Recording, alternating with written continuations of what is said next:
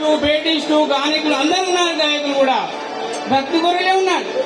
కానీ అందులో మంచి భజన నడుస్తూ ఉన్నప్పుడు ఆ కోడికి కుక్క ఏ పాడో చూసింది. చూసి ఆ కుక్క కోడి వెంబడబడ్డది. పడంగానే ఆ కోడి ఏం చేసింది, ఆ యొక్క శివాలయం లోపలికి వెళ్ళింది.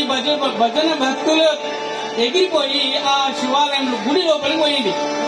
గుడి లోపలికి పోతే ఆ యొక్క భక్తులు పేటి తబలా అన్నిటిపెట్టి అహంకారాలు నవ్వుతూ విడిచిపెట్టిరు.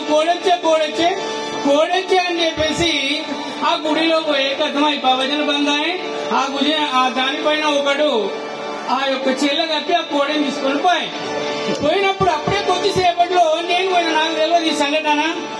అప్పుడు నేనేం చేసినంటే నేను ఒక చిన్న పద్యం పాడిన. పక్షి జాతిని బట్టి పరమహింసలు పెట్టి పక్షి నిండా కూరుటకును వండి తినేటి వాడు వసుధ చండాలుడు విశ్వదాభిరామ వినురవేమా అని తెల్లారి నేను ఈ పాట పాడని అందరూ పరిశాన్ అయిపోయారు. నాకు తెలియదు ఈ సంఘటన జరిగింది. అట్లయిపోయింది. జై సదాశివ భగవానికి జై, సంగమేశ్వర భగవానికి జై. అమ్మా